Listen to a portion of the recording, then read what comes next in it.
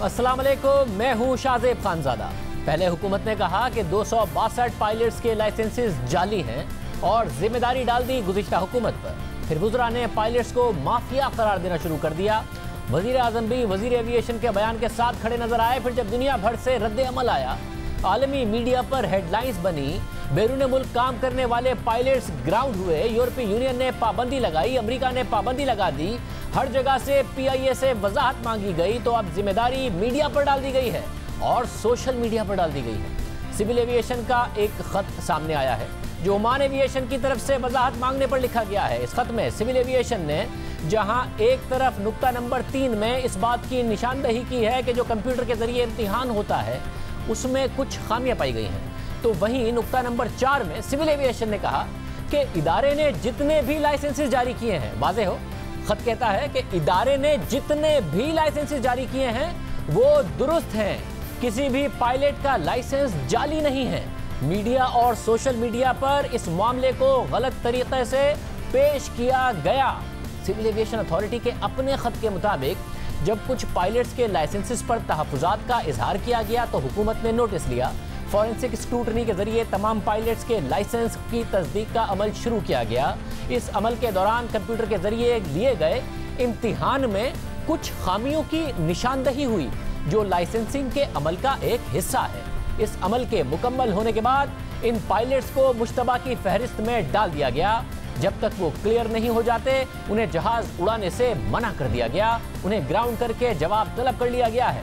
इसके बाद civil aviation ने मजीद लिखा कि ये वाज़ेह करना ज़रूरी है कि तमाम CPL और ATPL पायलट्स के जो licence Pakistan civil aviation authority ने जारी किए हैं वो असल और दुरुस्त तरीके से जारी किए गए। किसी भी पायलट का लाइसेंस जाली नहीं। लाइसेंस से मुताल्लिक खबरें मीडिया और सोशल मीडिया में गलत अंदाज से पेश की गई हैं। इसके बाद सिविल एविएशन ने मजीद लिखा कि मुख्तलिफ गैर मुल्की एयरलाइंस और सिविल एविएशन अथॉरिटीज़ की तरफ से 104 नाम मौसूल हुए। उनमें से 96 पायलट्स के लाइसेंसेस क्लियर हो चुके हैं, बाकी 8 पर काम जारी है, यानी इम्तिहान में बेज़ाब्तगी की निशानदही हुई है। ये बात सुप्रीम कोर्ट में जमा कराए गए सिविल एविएशन के जवाब में भी कही गई है। मगर अब सवाल ये उठ रहा है कि जो PIA, एयर ब्लू और दीगर एयरलाइंस हैं उनके पायलट्स के बारे में भी ये खत लागू आता है या सिर्फ बैरून मुल्क एयरलाइंस जो ऑपरेट कर रही हैं पाकिस्तान की उनके बारे में यह खत लिखा गया है कि वो सारे के सारे लाइसेंस दुरुस्त हैं, क्योंकि इस खत में तो वाज़े तौर पर लिखा गया है कि जो भी लाइसेंस सिविल एविएशन ने जारी किए वो दुरुस्त है। BBC उर्दू के मुताबिक सिविल एविएशन ने 10 जुलाई को सुप्रीम कोर्ट में जो जवाब जमा कराया उसमें भी इम्तिहानात में खामियों से मुताल्लिक सवालात मौजूद थे, यानी अब तक जो चीज़ें सामने आई हैं वो इम्तिहानात में खामियों से मुताल्लिक हैं। अब जबकि सिविल एविएशन खुद अपनी तरफ से जारी करदा तमाम पायलट्स के लाइसेंसेस को मुसद्दिका करार दे रही है, तो सिविल एविएशन के वजीर गुलाम सरवर खान ने उन्हें जाली क्यों करार दिया था? अगर एक पायलट जो कई 100 इंसानी जानों को लेकर हवा में उड़ता है वो क्वालिफाइड नहीं है, उसे भी सियासी बुनियादों पर भर्ती करवाया जाता है। पाकिस्तान में टोटल 860 एक्टिव पायलट्स, उनमें से 262 ऐसे पाए गए कि उन्होंने खुद एग्जाम नहीं दिया, उनकी जगह किसी ने एग्जाम दिया। सियासी बुनियादों पे लोगों को भर्ती तो किया गया, लेकिन आंखें बंद करके डिग्रियां भी जेली बनवा के दी गई, जेली लाइसेंस भी बनवा के दिए गए। सबसे बढ़ के शर्म की बात कि हम दुनिया को मुंह दिखाने के काबिल नहीं है कि हमारे पायलट्स जिसमें से 262 आउट ऑफ 860 30% ऑलमोस्ट उनके लाइसेंसेस फेक हैं, लाइसेंसेस ठीक नहीं है, उन्होंने एग्जाम्स प्रॉपर नहीं दिए, खुद नहीं दिए, उनका वो फ्लाइंग एक्सपीरियंस नहीं है। इस आखिरी बात ने दुनिया भर में एक खबरें बना दी थी कि फ्लाइंग एक्सपीरियंस नहीं है, उसके बगैर सिविल एविएशन अथॉरिटी ने कैसे लाइसेंस दे दिए। मगर अब सिविल एविएशन कह रही है कि कुछ खामियां कंप्यूटर के इम्तिहान में, कंप्यूटर के जरिए इम्तिहान में पाई गई थी। तो वजीर साहब ने ये पार्लियामेंट के फ्लोर पर कैसे कह दिया कि जो पाकिस्तान में लाइसेंस दिए गए हैं वो बगैर जहाज उड़ाने के तजर्बे के दिए गए हैं? ये बयान आलमी मीडिया पर रिपोर्ट होने लगा कि पाकिस्तानी पायलट्स के पास जाली लाइसेंस है, जबकि PIA के तर्जुमान अब्दुल्ला हाफिज खान ने हमारे प्रोग्राम में कहा था कि लाइसेंस को जाली नहीं मुश्तबा कहना चाहिए, क्योंकि लाइसेंस तो मजाज अथॉरिटी ने ही जारी किए हैं। साथ ही उन्होंने कहा कि इन पायलट्स को जहाज उड़ाने के लिए पूरी ट्रेनिंग इनकी होती है, इनके एग्जाम्स में मसला है। जो बात उन्होंने कही वो सिविल एविएशन की तरफ से भी नजर आ रही है। अब एक लफ्ज हम बार बार इसको जाली कह रहे हैं, मेरे ख्याल में हम जाली नहीं है, मुश्तबा लाइसेंसेस, हमें इनको मुश्तबा लाइसेंसेस इनको कहना चाहिए, बिकॉज ये लाइसेंसेस इशू तो पाकिस्तान में मुजाज अथॉरिटी ने किए। जाली तो ये होता है कि वो खुद से बना के ले आते हैं। ये लाइसेंस अगर आप रेगुलेटर से चेक करेंगे तो उनके रिकॉर्ड में लाइसेंसेस शामिल हैं। तरीकेकार जिससे ये लाइसेंसेस हासिल किए गए वो सारी की सारी बात इसकी पर गलत थी। इन पायलट्स की एकेडमिक क्वालिफिकेशन पूरी है, इन पायलट्स ने जो टेस्ट नहीं दिया गया उनका तरीकेकार सही नहीं है। उसके बाद इनकी पोस्ट टेस्ट पोस्ट इंडक्शन तो इनकी बहुत ज्यादा ट्रेनिंग होती है। ये पहले बेसिक लेवल फ्लाइंग से शुरू करते हैं, फिर सिमुलेटर ट्रेनिंग के ऊपर जाते हैं, फिर सिमुलेटर क्लियर करते जाते हैं अपने साथ साथ, फिर उसके बाद हर घंटे 400-500 घंटे के बाद इनके अलहदा चेक्स होते हैं। इनके checks Pakistan civil aviation authority के जो फ्लाइट स्टैंडर्ड्स के इंस्पेक्टर हैं वो भी ले रहे होते हैं। इंटरनेशनल इंस्पेक्टर जो है वो भी कभी कभी आके इनके लॉग्स और इनकी सर्टिफिकेशन चेक कर लेते हैं। तो बाद की ट्रेनिंग, बाद की इनके जो फ्लाइंग इन्होंने किया वो तो बिल्कुल अपनी जगह के ऊपर सही है। मगर वजीर मौसूफ ने कह दिया कि पाकिस्तानी पायलट्स को जहाज उड़ाने का तजर्बा नहीं है, उसके बगैर उन्हें जाली लाइसेंस दे दिए गए। फिर उन्होंने प्रेस कॉन्फ्रेंस की और कहा कि लाइसेंस मशकूक हैं, जाली नहीं है। जब पायलट्स के लाइसेंसिंग की स्क्रूटनी शुरू की गई, जो पायलट्स अंडर क्वेश्चन हैं, इंडिक्टेड हैं, वो 262 हैं, जिनमें से PIA के 141 हैं, एयर ब्लू के 9 पायलट्स हैं, 10 पायलट्स सरीन एयर के हैं, एक्स शाहीन के 17 हैं और अदर्स वो 85, तो ये टोटल 262 हो जाते हैं। अब इन पायलट्स पे ये सारे सस्पेक्ट्स हैं। और फिर बाद में ये भी तस्लीम किया कि जब कार्रवाई होगी तो इन मशकूक पायलट्स में कमी बेशी भी हो सकती है। जो पायलट्स हैं जिनकी मैंने तफसील आपके सामने रखी है, उनकी अभी इंक्वायरी वाला प्रोसेस, शोकाज अभी उन्हें जारी होना है, चार्जशीट उनमें होनी है, उनकी पर्सनल हियरिंग होनी है। हमारी कोशिश होगी कि जल्द अज जल्द उनकी ये प्रोसीडिंग्स भी मुकम्मल हों। इनमें बढ़ भी सकते हैं, इनमें कम भी हो सकते हैं। इस पर वफाकी वजीर पर तनकीद हुई कि पहले मुकम्मल तहकीक की जाती, एक्शन लिया जाता, फिर बयान दिया जाता, मगर हुकूमत मुसलसल इसका दिफा करती रही और बाद में वज़ीर आज़म इमरान खान भी अपने वजीर के बयान के साथ खड़े नजर आए। उन्होंने कहा कि अगर जाली लाइसेंस से मुतालिक रिपोर्ट जारी ना करते, जहाज क्रैश हो जाते, तो खून तो मेरे हाथों पर होता। या भी PI की जी रिपोर्ट दबा दें, सोचे मैं कहते PI की रिपोर्ट दबा दो, यानी आप अगर फेक नहीं ये पब्लिश करते हैं कि ये लोगों के फेक लाइसेंसेस हैं, यानी लोगों की जानो खतरे में। अगर कोई आपको पता हो रिपोर्ट में कि कोई फेक लाइसेंस है और आप ना करें, कोई क्रैश हो जाए, तो खून तो मेरे हाथों पे है, हम सारी कौम के ऊपर है। हुकूमत मुसलसल कहती रही कि हम खुद एहतसाबी कर रहे हैं, मगर इस खुद एहतसाबी के तरीके कार पर सवाल उठते रहे। हर कोई कह रहा था कि कार्रवाई जरूर होनी चाहिए ऐसे पायलट्स के खिलाफ, मगर माहिरीन ने भी ये कहा कि पहले जामे तहकीकात होनी चाहिए, पता लगाया जाना चाहिए कि कितने पायलट्स के पास हकीकी तौर पर मुश्तबा या जाली लाइसेंस है, और फिर पता लगाया जाता है कि उन्हें जाली लाइसेंस किस अफसर ने दिए, क्यों दिए, सब तहकीकात होती, नतीजे पर पहुंचा जाता और फिर उन तमाम अफसरान के खिलाफ कार्रवाई होती। तब जाकर मीडिया पर बयान दिया जाता, मगर पहले बयानात दे दिए गए, क्रेडिट ले लिया गया, पायलट्स को माफिया कह दिया गया, दुनिया भर में हेडलाइंस लग गई, PIA ग्राउंड होने लगी, हमारे पायलट्स जो दूसरी एयरलाइंस में काम करते हैं वो ग्राउंड होने लगे, और फिर बाद में कार्रवाई शुरू की गई। और जब कार्रवाई शुरू की गई तो आए रोज बयानात भी बदलते रहे, दादोशुमार भी बदलते रहे, मगर आलमी सतह पर शर्मिंदगी बरकरार रही। दुनिया भर में पाकिस्तानी पायलट्स मुश्किल में आए। कौमी एयरलाइंस PIA पाबंदियों की जद में आ गई। 30 जून को यूरोपीय एविएशन सेफ्टी एजेंसी ने सिविल एविएशन को खत लिखकर यूरोप की परवाजें मुअत्तल कर दी, जिसके बाद मुत्तहिदा अरब अमारात ने भी पाकिस्तान के एविएशन को खत लिख दिया और एमिरेट्स में काम करने वाले पाकिस्तानी पायलट्स और फ्लाइट ऑपरेशन अफसरान के लाइसेंस की तस्दीक करने का कह दिया, जिसमें तहरीक इंसाफी की रहनुमा और वज़ीर सेहत पंजाब यास्मीन राशिद के बेटे का भी नाम था, जिसका खुद उन्होंने प्रोग्राम एक दिन जियो के साथ में एतराफ़ किया। बड़ा बेटा जो है वो पायलट है इसमें एमिरेट्स के अंदर। लाइसेंस तो नहीं, उसका जाली निकल आया। जी अल्लाह ताला खैर रखे, ज़िंदगी में कोई जाली काम तो नहीं किया कभी, और लेकिन ये है कि वेरिफिकेशंस उन्होंने मांगी हैं, उसका भी नाम है, उसके अंदर वेरिफिकेशन तो करेंगे ना। खैर जिम्मेदाराना बयानात की वजह से पायलट्स को शर्मिंदगी का सामना करना पड़ा, वेरिफिकेशंस का सामना करना पड़ा, और अब सिविल एविएशन दुनिया को बता रही है कि लाइसेंसेस दुरुस्त हैं, वो जो लाइसेंस जारी करता है वो दुरुस्त हैं। तो सिर्फ दुनिया को बता रही है या PIA को भी बता रही है? PIA के तर्जुमान अब्दुल्ला हफीज़ हमारे साथ मौजूद है। अब्दुल्ला हफीज़ बहुत शुक्रिया। अब्दुल्ला हफीज़, आपके पायलट्स के हवाले से क्या बताया गया है? ये जो आप जिस लेटर का मेरे ख्याल में शायद जिक्र करें, ये लेटर सिविल एविएशन अथॉरिटी ने कुवैत सिविल एविएशन को लिखा है जब उन्होंने मांगे थे उनसे कि जो पायलट हमारे पास सर्व कर रहे हैं उनकी वेरिफिकेशन हमें आते हैं, तो जिसको उन्होंने उसके अंदर एक जनरली उन्होंने वेरीफाई किया है कि 104 के अंदर से 91 या 92 पायलट इस तरह के हैं जिनके क्रेडेंशियल्स बिल्कुल स्टैब्लिश हैं। पीआईए के साथ तो चैलेंज ये है कि पीआईए को जो ओरिजिनल लिस्ट दी गई थी जिसको अब 102 पायलट जो है जो एक्टिव पीआईए के उसमें से निकले, उसके अंदर से जो हमारे पास लिस्ट है उसके अंदर 17 वो है जिनका फैसला सिविल एविएशन ने कर लिया है, 34 वो हैं जिनको उन्होंने अभी सस्पेंड किया है और उसकी जो है वो हेयरिंग और बाकी जो उसकी आगे की कार्रवाई है वो मुकम्मल करें, जबकि 51 पायलट इस तरह के हैं जो अभी तक इंतजार करें जिसके ऊपर अभी सिविल एविएशन अपनी कार्रवाई या कोई एक्टिविटी करेगी और हम भी उनके साथ उनका वेट करें। तो पीआईए का स्टेटस तो ये वो वाला जो स्टेटस है वो उन्होंने जो फॉरेन के ऊपर पाकिस्तानी पायलट्स ऑपरेट कर रहे हैं वो उसके मुतालिक उन्होंने नंबर्स नहीं एड अप हो रहे। 17 पहले ही आप लोगों ने ग्राउंड कर दिए थे, कार्रवाई हो गई थी उनके खिलाफ, 34 आप कह रहे हैं ग्राउंड किए हैं, 51 का आपको भी इंतजार है, 102 बनते हैं। वजीर मौसूफ ने तो 141 का कहा था गुलाम सरवर खान साहब ने।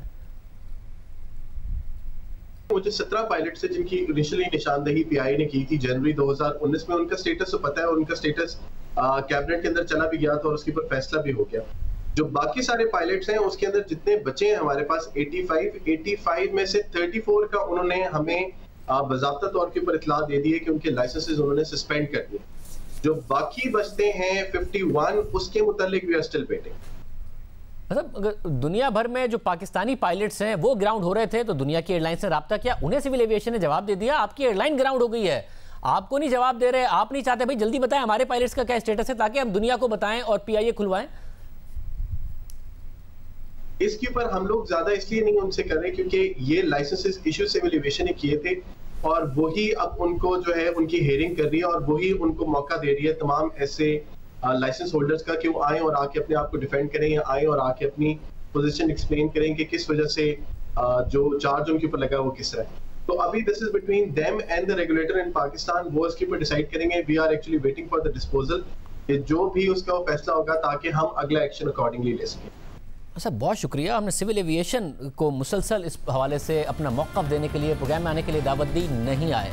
से हमने वज़ीर एविएशन गुलाम सरवर खान साहब को दावत दी, वो भी नहीं आए। ताहिर इमरान भी हमारे साथ मौजूद हैं, तहकीकाती सहाफ़ी, एविएशन एक्सपर्ट। ताहिर, बहुत शुक्रिया। आपने कहा था उस पहली तकरीर के बाद कि ये एक पेंडोरास बॉक्स खोल दिया है, बड़े इसके नताइज होंगे। अब पीआईए को नहीं बताया, बाकियों को बताया, क्या समझ में आ रहा है आपको ये ख़त देखकर? देखिए, कहानी जो शुरू हुई थी वो 262 पायलट से शुरू हुई थी। फिर उसके बाद इन्होंने 34 पायलट्स को नोटिफिकेशन जारी किए कि जी आप सस्पेंड हैं, और उस नोटिफिकेशन के अंदर ही इन्होंने कहा कि जी आप इज़हार वजूह भी पेश करें कि क्यों हम आपको सस्पेंड कर रहे हैं, और उसके अंदर वजूहात बयान की इन्होंने। फिर उसके बाद एक और लिस्ट आई जिसके अंदर 14 या 17 पायलट्स के नाम आए। अब टोटल ये सारे पीआईए के पायलट्स हैं। अब सेक्रेटरी एविएशन ये खत जो है वो ओमानी जो सिविल एविएशन है उनको लिख रहा है और बुनियादी तौर पर उनको रीअश्योर कर रहा है कि जी हमारे लाइसेंसेस ठीक हैं, सब कुछ ठीक है। लेकिन अगर एक जिम्मेदार शख्स जो कि सिविल एविएशन का जो डायरेक्टर भी है, डायरेक्टर जनरल भी है, सेक्रेटरी सिविल एविएशन भी है, यानी कि इस वक्त पाकिस्तानी एविएशन का अन्नदाता है, he is the only man who is running this whole show, उसको कम से कम उसके अंदर कोई कैविएट तो डालनी चाहिए ना कि जी ये जो हम आपको बता रहे हैं ये सिर्फ 104 के बारे में है, बाकी का जो है वो हम कहते हैं कि उसमें मशकूक है या कोई चक्कर है या कोई इस तरह की चीज है। तो अब वो लेटर जो ओमानी लेटर है वो क्लियरली कह रहा है कि तमाम पायलट्स के लाइसेंसेस जेन्युइन है और उनकी वैलिडिटी जो है वो ऑथेंटिक है, जो कि हम भी पहले दिन से कह रहे हैं कि पायलट्स के लाइसेंसेस जाली नहीं है, उनके अंदर डिस्क्रिपेंसी है जिनके ऊपर बात होती रही है। मगर अहम यह है कि अब मामला सुलझे, तो ये मामला सुलझ रहा है या उलझ रहा है? पीआईए भी उड़े, दूसरे ममालिक में भी जाए, पाकिस्तान के पायलट जो दूसरे ममालिक में हैं उनके लिए भी मुश्किलात खत्म हो, ये उलझ रहा है या सुलझ रहा है? अभी देखें जी, सुलझने के तो मुझे कोई चांसेस नहीं नजर आते, खासतौर पर जिन लोगों के हाथ में है, जो एक चिट्ठी में कहते हैं कि जी सारे लाइसेंस वैलिड हैं, दूसरी तरफ सुप्रीम कोर्ट का जवाब दे के कहते हैं कि जी ये जो 5 और 6 रीजंस हैं इनकी वजह से ये पायलट्स मशकूक हैं। अगर आप इनका जवाब देखें जो इन्होंने सुमोटो केस के अंदर सुप्रीम कोर्ट को दिया है, उसमें ये लोग एतराफ कर रहे हैं कि जी हमारे आईपी एड्रेसेस के इश्यूज थे, हमारे पास ऐसे मशकूक लाइसेंस हैं जिनके अंदर तारीख जिस पर टेस्ट होना चाहिए था उस दिन टेस्ट नहीं हुआ, टाइम टेस्ट होना चाहिए था उस टाइम पे नहीं हुआ। पायलट्स को इन्होंने कहा कि जी आप किस तरह सुबह 9:30 से 11 बजे का टेस्ट देके शाम 3 या 4 बजे की फ्लाइट ऑपरेट कर सकते हैं। ये बातें करते हैं कि आईपी एड्रेस एक्सेस किया गया। जितने पायलट्स अब तक हैं उनमें से अक्सरियत से मेरी बात हुई है, वो कहते हैं जी हम में से किसी को भी अभी तक इन्होंने आईपी एड्रेस वाले मसले पे नहीं कहा। तो ये सुलझने की बातें नहीं है जनाब, ये मामलात को खामखा में अब मैनेज करने के चक्कर में मजीद खराब कर रहे हैं। और इससे दो चीजें वाजे होती हैं, एक इनकी इनकॉम्पिटेंस, दूसरे नंबर पे कि इनको ग्रास्प ही नहीं है कि ये मामला कितना खौफनाक हद तक इनकी इन फ्लैप फ्लॉपिंग या जो एक लेवल से दूसरे लेवल, दूसरे बयान से तीसरे पे जाने की वजह से मजीद पेचीदा हो रहा है। बहुत शुक्रिया। पेचीदा हो रहा है और अब ना वज़ीर साहब अपना मौक़िफ़ दे रहे हैं, ना सिविल एविएशन अपना मौक़िफ़ दे रहा है। गुज़िश्ता हुकूमतों की पर डालने के लिए ये सारा का सारा मामला हो गया। अगर इसको सही तरीके से ट्रीट किया जाता पाकिस्तान इस पूरे मसले से बच सकता था। अगर पाकिस्तान को आगे बढ़ना है तो तमाम सियासी जमातों को कुछ बुनियादी मुआशी मामलात पर इत्तफाक करना पड़ेगा, कुछ बुनियादी मामलात पर इत्तफाक करना पड़ेगा ताकि दुनिया को और सरमायाकारों को वाज़ेह पैगाम जाए कि हुकूमतों के बदलने से पाकिस्तान में उनका सरमाया ख़तरे में नहीं पड़ जाएगा। तहरीक इंसाफ की हुकूमत पर 2 साल से तनकीद होती रही है कि वो गुज़िश्ता 10 साल जमहूरी हुकूमतों को बुरा दिखाने के लिए और हर बात पर यह साबित करने के लिए कि जो अच्छा हो रहा है वो पहली दफ़ा तहरीक इंसाफ की हुकूमत ही मुल्क में कर रही है। अपनी कारकर्दगी और गवर्नेंस पर खुद तहरीक इंसाफ इस वजह से फोकस नहीं कर पा रही है। PIA का इशू एक अलग मिसाल है जिसकी एक मिसाल नज़र आ रही है, मगर गुज़िश्ता अदवार के प्रोजेक्ट्स को भी मुतनाज़ बनाया गया जिससे सरमायाकारों में एक बहुत मनफी पैगाम गया। यहाँ तक कि वुज़रा के बयानात की वजह से CPEC मुतनाज़ हो गया और फिर आर्मी चीफ को चीन जाकर उन्हें मनाना पड़ा। और अब जब वज़ीर आज़म ने खुद अपनी काबीना को 6 माह की डेडलाइन दी है और हुकूमत संजीदगी से अपनी कारकर्दगी बेहतर करना चाहती है तो इस माइंडसेट से निकलने की ज़रूरत है। और सरमायाकारों को तमाम सियासी जमातों की तरफ से हुकूमतों के बदलने के बावजूद मुआशी पॉलिसीज़ और जो मुल्क के बुनियादी मामलात हैं उनकी पॉलिसीज़ के तसलसल का पैगाम देने की ज़रूरत। पाकिस्तान में गुज़िश्ता 30 सालों में जब जब हुकूमत बदली तब तब पॉलिसीज़ बदल गई, प्राइवेट सेक्टर भी फंस गया, कभी केसेस भुगतता रहा, कभी बैन अक़वामी अदालत इंसाफ चला गया, पाकिस्तान को जुर्माने हुए। अब पाकिस्तान ऐसे आगे नहीं बढ़ सकता। कौमी मुआशी पॉलिसीज़ और कौमी अहमियत के प्रोजेक्ट्स पर इत्तफाक़ राय और उन्हें सियासत से बालाए ताक रख कर ही आगे बढ़ाया जा सकता है, चाहे वो CPEC हो, बिजली के मंसूबे हों या फिर बड़े बड़े डैम्स हों। आज वज़ीर आज़म ने भाषा डैम पर काम का जायज़ा लिया। उनकी तकरीर में एक सिमत नजर आई कि पाकिस्तान को कैसे आगे बढ़ना है, जो कि एक अच्छी बात है। और अगर हुकूमत इसी फोकस के साथ आगे बढ़ती है तो पाकिस्तान आगे बढ़ सकता है, क्योंकि पानी के ज़खायर, उससे बिजली की पैदावार पाकिस्तान के लिए अहम है। अब इस प्रोजेक्ट ने कई सालों में पूरा होना है। 2023 के बाद भी अगर तहरीक इंसाफ की हुकूमत आए तो उन्हें भी तसलसल दिखाना होगा, किसी और की आए तो उन्हें भी तसलसल दिखाना होगा। हुकूमत और अपोजिशन को मिलकर एक कंसेंसस बनाना होगा। भाषा डैम बनाने का ऐलान 2006 में परवेज़ मुशर्रफ ने किया था। फिर 2008 में इस डैम की तामीर का तखमीना $12 अरब लगाया गया और बताया गया कि इस डैम से 4500 मेगावाट बिजली तैयार की जाएगी। फिर 2010 में मुश्तरका मफादात कौंसिल ने भाषा डैम के मंसूबे की मंजूरी दी और 2014 में गिलगित बल्तिस्तान हुकूमत इस मंसूबे की NOC जारी कर चुकी है। नून लीग के दौरे हुकूमत में भी भाषा डैम के क़याम के लिए कोशिशें की गई और जब चीफ जस्टिस साकिब निसार की तरफ से डैम फंड कायम किया गया तो उसके अगले दिन अहसन इकबाल ने ट्वीट करके इसकी तफसीलात बताई थी। उन्होंने कहा था कि नून लीग की हुकूमत भाषा और मोहम्मद डैम की तामीर करने की मंजूरी दे चुकी थी और 2018 के तरक्याती बजट में भाषा डैम के लिए 23 अरब और मेमन डैम के लिए 2 अरब रुपए रखे गए थे। इसके अलावा अहसन इकबाल ने मजीद लिखा कि हमारी हुकूमत गुज़िश्ता 2 साल में 100 अरब रुपए भाषा डैम के लिए खर्च कर चुकी है, ज़मीन ले चुकी है। इससे पहले तो किसी ने ज़मीन तक नहीं दी थी। जब सुप्रीम कोर्ट के उस वक्त के चीफ जस्टिस साकिब निसार ने डैम फंड का आगाज़ किया और फिर खुद वज़ीर आज़म इमरान खान भी इसमें शामिल हुए तो वाज़ेह तौर पर लगा कि अब ये तसलसल है, आगे मामलात बढ़ेंगे। अब अच्छा है कि खुद वज़ीर आज़म भी इसे आगे बढ़ा रहे हैं। मगर यहाँ भी एक मसला है और वो ये कि तहरीक इंसाफ को इस बात से आगे बढ़ना होगा कि हर बात में ये बयानियाँ बनाने की कोशिश की जाए कि माजी में पाकिस्तान में सब गलत हुआ, जो हो रहा है तहरीक इंसाफ के आने के बाद से अच्छा हो रहा है, जैसा कि वज़ीर आज़म ने आज की तकरीर में भी कहा। जो आज हमने इसकी बड़ा फैसला किया है, एक ऐसी पाकिस्तान की तारीख की सबसे बड़ी डैम अब हम बनाने जा रहे हैं। दयामीर बादशाह डैम इंशाअल्लाह ये हमारे मुल्क की सबसे बड़ी डैम होगी। आप ये समझ लें कि ये हमारी तीसरी बड़ी डैम होगी। क्यों जल मज़म ये तीसरी बड़ी डैम है हमारी। हालांकि आगाज़ हो गया था, काम शुरू हो गया था, वज़ीर आज़म जायज़ा लेने गए थे। इसी तरह मेमन डैम के हवाले से भी दावे किए गए कि पहले किसी हुकूमत को ख्याल नहीं आया कि वो डैम बनाए, पानी के प्रोजेक्ट्स बनाए।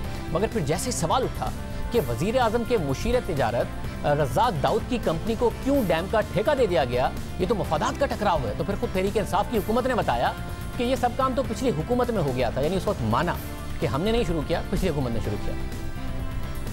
2017 में ना हमारी हुकूमत थी, ना प्राइम मिनिस्टर थे, ना वो मुशीर थे, ना मैं वज़ीर था। 2017 को आपने ले डाउन किए रूल्स एंड रेगुलेशन, सही है। उस पर 23 कंपनियों ने बिड किया, टेंडर्स के लिए पैसे देके कॉन्ट्रैक्ट बिडिंग मटेरियल लिया, सही है। और उसके बाद 5 कंपनियों ने बिड किया।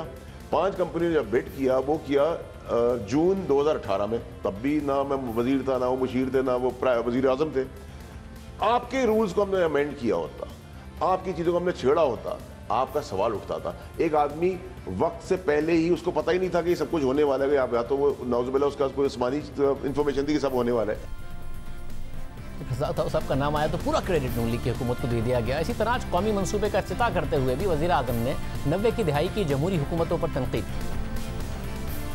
ये 90 की दिहाई में ये जो फैसले किए इम्पोर्टेड फ्यूल के ऊपर बिजली बनाना, यानी जब आप किस पैसे देते हैं बाहर से इंपोर्ट करके फर्नेस ऑयल लेके आते हैं, या जो आप गैस लेके आते हैं या कोयला लेके आते हैं, तो उसका नुकसान क्या होता है? उसका सबसे पहले नुकसान तो ये होता है कि जिसको कहते हैं करंट अकाउंट, डॉलर कितने अंदर आ रहे हैं, कितने बाहर जा रहे हैं। तो जब हमने ये गलत फैसले किए कि हमने फर्नेस ऑयल यानी बाहर से तेल इंपोर्ट करके उसके ऊपर जब बिजली बनानी शुरू की, तो उसका प्रेशर पड़ना शुरू हुआ हमारी करेंसी पे। हमें बदकिस्मती से ये जो हमने गलत फैसले किए, हमारे पास इतनी ज़्यादा बिजली बन सकती थी दरियाओं से, हमने उसके बजाय इंपोर्टेड फ्यूल के ऊपर बिजली बनानी शुरू की। और तब से फिर हमारी इंडस्ट्री के ऊपर भी इफ़ेक्ट गया। इंडस्ट्रियलाइजेशन बजाय हमारी बढ़ने के, हम डी इंडस्ट्रियलाइज करते रहे। हमारे मुकाबले में जो और मुल्क थे हमारे से पीछे थे, वो ज़्यादा हमारे से आगे निकल गए। और इसमें सारी साउथ ईस्ट एशिया में एशियन टाइगर्स, इन सब की मिसाल है हमारे सामने। मगर जब जनरल मुशर्रफ की हुकूमत थी तो वज़ीर आज़म इन्हीं प्रोजेक्ट्स का दिफा करते थे और जनरल मुशर्रफ और जनरल ज़िया पर तनकीद करते थे। इस तरह वज़ीर आज़म ने 2013 के इंतख़ाबात जीतने के बाद दावा किया था कि खैबर पख्तूनख्वा पानी से बिजली पैदा करके 5 सालों में पाकिस्तान को बिजली फराहम करेगा। वो दूसरी हुकूमतों पर तनकीद कर रहे हैं, उन्होंने खैबर पख्तूनख्वा हुकूमत की तरफ से दावा किया। सबसे बड़ा मसला जो है वो लोड शेडिंग है, और अब सूबे भी बिजली बना सकते हैं। तो खैबर पख्तूनख्वा हुकूमत जो है कम से कम अपने सूबे के लोगों को बिजली के बहरान से निजात दिलाने के लिए क्या कर रही है? कोई मनसूबा है या नहीं है जिसको बाकी सूबे फॉलो करें? हम इंशाअल्लाह 5 सालों में पाकिस्तान को बिजली प्रोवाइड करेंगे, बेचेंगे पूरे पाकिस्तान को, पूरे, यानी सूबे के तो पूरा करके। सूबा तो पहले तो आपको पता है कि हमें अभी आके पता चला है कि खैबर पख्तूनख्वा को 350 मेगावाट जो उनको जायज़ बिजली मिलनी चाहिए वही नहीं मिल रही। लेकिन जो हम प्रोजेक्ट्स लेके आ रहे हैं इंशाल्लाह, कई थोड़ा देर लगेगी, कई जल्दी आएंगे। मैं आपको ये बता दूं कि 5 सालों में खैबर पख्तूनख्वा बिजली बाकी पाकिस्तान को देगा। मगर अब 7 साल हो गए, ऐसा नहीं हो सका। वज़ीर आज़म ने 2013 के इंतख़ाबात से पहले 90 दिन में बिजली की चोरी और 2.5 साल में लोड शेडिंग ख़त्म करने का वादा किया था। जाहिर है 2.5 साल में डैम नहीं बन सकता था, तो कोयले से बिजली पैदा करने का वादा किया। पहले 3 महीने में कम होगी और इंशाल्लाह 2.5 सालों में हम आपको लोड शेडिंग खत्म करके दिखाएंगे पाकिस्तान में। जिस दिन तहरीक इंसाफ आएगी 90 दिन में मैनेजमेंट ठीक करके और बिजली की चोरी खत्म करके लोड शेडिंग कम कर देंगे। 2.5 साल में सिर्फ बदल के हम बिजली की कीमतें नीचे ले आएंगे, क्योंकि कोयले के ऊपर हम चलाएंगे अपने पावर प्लांट्स। और 5 साल में हमने ये एक बिजली घर को स्टडी किया। 5 साल में इंशाल्लाह कोई ऐसा घर नहीं होगा, कोई फैक्ट्री नहीं होगी जिसमें बिजली नहीं होगी। मगर 2013 में हुकूमत नून लीग की आ गई और उन्होंने कोयले से भी बिजली की पैदावार की, तो वजीर आजम ने उन पर तनकीद। सारी दुनिया के अंदर कोयले के प्लांट बंद हो रहे हैं, आलूदगी फैलाते हैं। जब दुनिया में बंद कर रहे हैं तो यहां क्यों लगा रहे हैं? मगर फिर खुद तहरीक इंसाफ ने अपने 2018 के इंतखाबी मंशूर में कहा कि तवानाई के चैलेंजेस का मुकाबला करने के लिए कोयले के इस्तेमाल, खासतौर पर थर के कोयले के इस्तेमाल की हिमायत की जाएगी। अब दिलचस्प बात यह है कि तहरीक इंसाफ ने आते ही करंट अकाउंट खसारा कम करने का दावा किया और स्टेट बैंक की पहली सहमाही रिपोर्ट के मुताबिक दरामदाद में 22.7% की कमी में पेट्रोलियम मसनूआत ने 1/3 किरदार अदा किया है। फर्नेस ऑयल की दरामदाद का कम होना, बिजली बनाने के लिए दरामदी कोयले के बजाय अपने कोयले के इस्तेमाल से दरामदाद में कमी हुई है। मगर कोयले की दरामदाद में कमी किस वजह से आई, ये भी स्टेट बैंक ने अपनी रिपोर्ट में बता दिया। कोयले की दरामदाद में 41.4% की कमी आई और रवा साल के महज पहले 3 माह में $272 मिलियन तक आ गई, क्योंकि सीमेंट और पावर सेक्टर दोनों ने कम कोयला दरामद किया। जहां तक पावर सेक्टर यानी बिजली बनाने वाले सेक्टर का ताल्लुक है, तो स्टेट बैंक की रिपोर्ट के मुताबिक इसकी वजह 2019 में थर में लोकल कोयले से 660 मेगावाट के पावर प्रोजेक्ट का फाल होना है। उसकी वजह से कोयले से बिजली की पैदावार में 45% का इजाफा हुआ। इसके साथ LNG से बिजली की पैदावार ने फर्नेस ऑयल से बिजली की पैदावार में कमी की जगह ले ली, यानी वो प्लांट्स जो गुज़िश्ता दौरे हुकूमत में लगाए गए उनसे करंट अकाउंट खसारा कम करने में मदद मिली। जब तहरीक इंसाफ हुकूमत में आई तो LNG प्लांट्स पर करप्शन का इल्ज़ाम लगा दिया गया। हुकूमत ने यह फैसला किया है इन तमाम प्लांट्स के ऊपर ऑडिट का हुक्म दिया गया है। 2 का जो ऑडिट है वो शुरू हो गया है और LNG के जो प्लांट्स हैं पंजाब में, ये जो प्लांट्स लगाए गए हैं इनमें NAP इसकी तहकीकात का आगाज कर चुकी है। सीपेक के तहत LNG के प्लांट्स लगाए गए, फिर यही एतराज़ अमेरिका ने उठा दिया और सीपेक के खिलाफ आवाज़ उठा दी। According to Pakistani government statistics, Pakistani हुकूमत के अपने आदादो शुमार के मुताबिक नॉन सीपैक प्रोजेक्ट के तहत पैदा होने वाली बिजली की लागत सीपैक प्रोजेक्ट से पैदा की जाने वाली बिजली से आधी है। the cost per megawatt. फिर असद उमर ने नून लीग के दौर में लगे इन प्रोजेक्ट्स के बारे में बताया कि पाकिस्तान की आगे तरक्की के लिए कितने ज़रूरी हैं और पाकिस्तान में आगे तरक्की की बुनियाद रख दी गई है। अब सनतें लगेंगी और नौकरियां मिलेंगी और खुद कहा कि सीपैक के खिलाफ बाकायदा कैंपेन चलेगी। उन्होंने जो बात की कि पाकिस्तान का डेवलपमेंट, आगे जो तरक्की पाकिस्तान की होनी है उसकी तरक्की जो है वो महदूद हो जाएगी इससे, ये बिल्कुल न सिर्फ दुरुस्त नहीं है बल्कि उनका तज्जिया जो है वो हकीकत से मुकम्मल तौर पे मुतरादिफ है। ये जैसे मैंने अर्ज़ किया कि हमारे जो पहला फेज़ था जो सीपेक का जो मुकम्मल किया गया उसमें ज़्यादातर इन्वेस्टमेंट जो है वो गई हमारी रोड इंफ्रास्ट्रक्चर के ऊपर और एनर्जी प्रोजेक्ट्स के ऊपर। तो हमारे पास एक सनती तरक्की करने के लिए एक इंफ्रास्ट्रक्चर की बुनियाद आ गई और उस बुनियाद के ऊपर पाकिस्तान ने अब आगे काम करना है और जो दूसरा फेज है सीपेक का वो जा ही उस तरफ रहा है। दूसरी बात उन्होंने ये भी कही थी कि इससे जॉब ज़्यादा नहीं क्रिएट की, बिल्कुल ठीक बात है। इंफ्रास्ट्रक्चर इन्वेस्टमेंट जो शुरू में आती है, इंफ्रास्ट्रक्चर इन्वेस्टमेंट जो है वो कैपिटल इंटेंसिव होती है, यानी सरमाया बहुत उसमें चाहिए होता है, लेकिन उसके अंदर जॉब इंटेंसिव नहीं होती, उसमें इतनी नौकरियाँ नहीं पैदा होती। लेकिन जो उसकी बुनियाद के ऊपर, उस इंफ्रास्ट्रक्चर की बुनियाद के ऊपर जो सनत लगेगी वो जॉब इंटेंसिव होती है और इंशाअल्लाह ताला आप देखेंगे इन स्पेशल इकोनॉमिक जोन्स के अंदर लाखों जो हैं वो जॉब प्रोड्यूस होंगी ओवर द ईयर्स, जिस तरीके से इन्वेस्टमेंट होती चली जाएगी। सो जॉब क्रिएशन वाला जो है दूसरा फेज। देखिए इसमें तो कोई शक नहीं कि सीपेक के खिलाफ बाकायदा एक कैंपेन चलाई गई, इसमें तो कोई शक नहीं है और वो कैंपेन जो है वो पाकिस्तान के अंदर भी चली, वो पाकिस्तान के बाहर भी चली। ये अमेरिका की हुकूमत उसके अंदर शामिल थी या नहीं थी ये तो मैं नहीं कह सकता, लेकिन ये जो आपको नज़र आ रहा है इस वक्त चाइना और अमेरिका के जो आपस में ताल्लुकात, जो तनाव ज़रा बढ़ रहा है, कशीदगी बढ़ रही है, तो उसका आप समझ लें कि ये कोलैटरल डैमेज हमें नज़र आता है, उसी से जुड़ा हुआ नज़र आता है। ये सब होता रहा। शाहिद खान अब्बासी और मिफ्ता इस्माइल बगैर किसी ज़ाती करप्शन के इल्ज़ाम के LNG प्लांट्स पर गिरफ्तार कर लिए गए, आज तक कुछ साबित नहीं हुआ और के इलेक्ट्रिक को इजाफी गैस देकर आज कराची के ताजिरों को बताया जा रहा है कि गैस कम है, LNG इस्तेमाल करें। अगर LNG ना होती तो क्या होता? ऑपोजिशन में वज़ीर आज़म ने कहा कि सीपेक एक सरमायाकारी नहीं है, कर्जा है और 7% पर महंगा कर्जा है। ये चीन का जो प्रेसिडेंट आ रहा था 35 अरब रुपए के कर्जे लेने लगे थे। ये किधर 35 अरब डॉलर, ये किधर जाना था? ये इनके इसमें से ज्यादातर पैसा इनके बैंक अकाउंट्स में जाना था। फिर यही बात अमेरिका ने दोहराई तो असद उमर ने बताया कि सीपेक असल में सरमायाकारी है, थोड़े से कर्जे हैं, वो भी सस्ते कर्जे हैं। इसमें ग्रांट का एक एलिमेंट है जो एक छोटा एलिमेंट है, लेकिन बुनियादी तौर पर ये एक इन्वेस्टमेंट है और ये एक एड की सूरत में नहीं है और हमेशा से पाकिस्तान ने कहा भी ऐसा ही है, ये कभी कहा भी नहीं गया था कि ये एड आ रही है। और ख़ास तौर पे इस हुकूमत का मौक़िफ़ तो इस पर बिल्कुल वाज़े है कि हम ये एड के दारोमदार से हम आगे निकलना चाहते हैं। जो सरकार ने पाकिस्तान के लिए जो पब्लिक डेट हमने लिया है चाइना से, और दूसरा उन्होंने ये कहा कि वो ज़्यादा तवील मुद्दत भी नहीं है, ये ठीक उन्होंने बात नहीं की।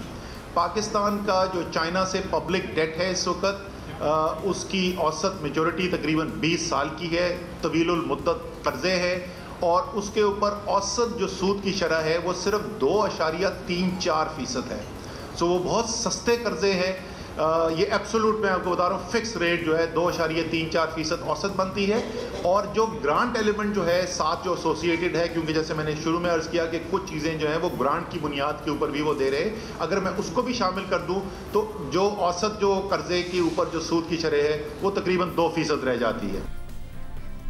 सब होता रहा। आज अब हुकूमत का खुद पावर डिवीज़न भी ये कह रहा है कि मुल्क में कोई लोड शेडिंग नहीं हो सकती क्योंकि सप्लाई बहुत है, जितनी डिमांड है उससे ज़्यादा की सप्लाई है। तो लोड शेडिंग क्यों हो रही है, क्या डिस्ट्रीब्यूशन में मसला है? ये सारे मामलात भी उमर अयूब साहब के सामने जब तहरीक इंसाफ की हुकूमत आई हमने रखे थे। 19,500 में आपने कहा कि डिप्रिसिएशन कॉस्ट होती है, इसके अलावा जो दूसरी कॉस्ट एसोसिएटेड होती हैं, फिर फिक्स चार्जेस देने पड़ते हैं, तो वो उन्होंने लगाए जिसकी वजह से पे करने पड़ रहे हैं, आप ये कह रहे हैं। अब 11,000 मेगावाट उनका दावा है, उन्होंने लगाया। आप होते तो आपको भी लगानी पड़ती, तो बिजली की शॉर्टेज तो थी ना पाकिस्तान में, तो आप लगाते तो डिप्रिसिएशन कॉस्ट आपको भी देनी पड़ती, एडिशनल फाइनेंशियल चार्जेस आपको भी देने पड़ते। आप क्या अलग लगाते, जबकि आपकी जो एग्जिस्टिंग पावर प्लांट्स थे जो कि फर्नेस ऑयल पर चलते थे वो 26 से 35% की कैपेसिटी पर चल रहे थे, बंद हैं, तो ज़्यादा बेहतर है बजाय इसके कि वो इस्तेमाल हो रहे हों और LNG और कोल चल रहा है। आप क्या करते? 1300 मेगावाट का जो हब पावर आ रहा है वो आप डील ना करते, 3600 मेगावाट के LNG प्लांट्स आप ना लगाते, जामशोरो का जो 660 मेगावाट आ रहा है आप ना लगाते, बिन कासिम का 1320 मेगावाट ना लगाते, साहिवाल का 1320 मेगावाट लोकेशन पर आपको एतराज़ है ना लगाते, कुछ और करते। तो वो क्या करते आप? क्योंकि कैपेसिटी तो पाकिस्तान को चाहिए थी ना, उसमें डिप्रिसिएशन तो होती, आप क्या करते? हम लोग सबसे पहले ये करते कि उसकी लोकेशनल जो जहाँ पे उन्होंने लोकेशंस लगाई हैं वो ज़रा बेहतर सेलेक्ट करते, खासकर कोल के हवाले से कि कोल जो है इस वक्त ट्रांसपोर्टेशन कॉस्ट उसकी देखें, कहाँ कराची कहाँ साहिवाल, वो सारी कोल ऊपर जा रही है, अप कंट्री जा रही है, ट्रांसपोर्टेशन कॉस्ट बढ़ रही है, कौन उसका खमियाजा बिल्ड दे रहा है, वो आपके उस टैरिफ स्ट्रक्चर में ही जा रहा है। उसके साथ साथ फिर आपके यहाँ LNG प्लांट्स हैं उसकी भी लोकेशन हम लोग बेहतर करते। तीसरी चीज़ ये है कि हम लोग ये साथों साथ करते कि आप ट्रांसमिशन लाइन्स भी और डिस्ट्रीब्यूशन लाइंस भी हम लोग लगाते। ये सारी चीजें आप नहीं करेंगे तो फिर प्रॉब्लम ही आप अपने मतलब हुकूमतों को छोड़ें, आप मुल्क के लिए बना रहे हैं ये प्रॉब्लम्स। इस वक्त क्या हो रहा है, इस वक्त यही प्रॉब्लम हो रही है। आप ये देखें कि डिस्ट्रीब्यूशन कंपनीज में भी जो मगर इन्होंने बहुत सारे प्लांट्स नॉर्थ में है ना जिनको LNG पर कन्वर्ट किया, वो सारे साउथ में तो नहीं आ सकते थे।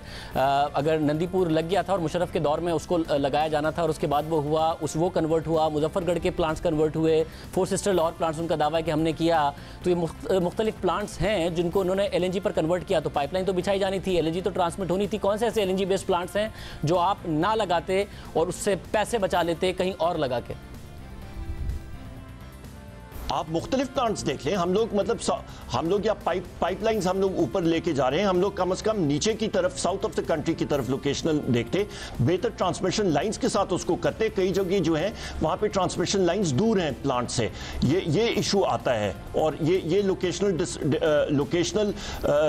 सिलेक्शन में जो इन्होंने गलतियाँ की हैं वो अभी सामने आ रही हैं। यानी लोकेशन सिलेक्शन ही एक प्रॉब्लम है, क्योंकि फवाद चौधरी साहब ने बड़े बड़े इल्ज़ाम लगाए कि दुनिया की महंगी तरीन बिजली पैदा कर रहे हैं। शायद खकान अब्बासी साहब ने कहा कि दुनिया की सस्ती तरीन बिजली पैदा कर रहे हैं। $2 अरब LNG से बचा रहे हैं, $1.2 अरब कोल बेस्ड प्लांट से बचा रहे हैं। सिर्फ लोकेशन ही प्रॉब्लम है। फिर मुझे ये बता दें कि आपका जो क्लेम है कि ये 47 अरब रुपए हम कैपेसिटी चार्जेस में दे रहे हैं, जो इन एनी वे अगर आपकी सर्दियों में डिमांड कम है, गर्मियों में, मैं उस सवाल पर अपने पर खड़ा हूँ, मगर कॉस्ट बेनिफिट एनालिसिस कैसे करें हम कि प्लांट्स तो लगने थे क्योंकि पाकिस्तान में एनर्जी की शॉर्टेज थी, 11,000 मेगावाट के उन्होंने लगाए, LNG पे ना लगाते, कोल पे ना लगाते, एग्जिस्टिंग कैपेसिटी को कैसे यूटिलाइज करते। इन 47 अरब रुपए ये जो आप कह रहे हैं 45 पैसा फी यूनिट कैपेसिटी चार्जेस, इनको बचा लेते और ये $4 अरब जो उनका क्लेम है वो भी बचा लेते, क्या होता, कैसे करते? नहीं तो या साबका हुकूमत का ये क्लेम है, तो फिर आप डिस्ट्रीब्यूशन लाइंस पे या इन्वेस्टमेंट और ट्रांसमिशन पे नहीं करेंगे और वहां पे आप डिस्ट्रीब्यूशन सिस्टम को मॉडर्नाइज नहीं करेंगे, तो फिर गर्दिशी कर्जा जो इस वक्त तक तकरीबन 1250 और 1300 अरब रुपए तक पहुंच गया है, वो इसी वजह से पहुंचा है ना। और फिर गर्दिशी कर्जा 2000 अरब रुपए से भी ऊपर निकल गया। हमने उमर अयूब साहब को बार बार बुलाया, वो प्रोग्राम में नहीं आए। अब पाकिस्तान को आगे बढ़ना है तो इस किस्म की सियासत के साथ आगे नहीं बढ़ सकता, बुनियादी कंसेंसस डेवलप करना पड़ेगा। प्रोग्राम में ब्रेक शामिल करते हैं और आप खबर इस पर बात करेंगे।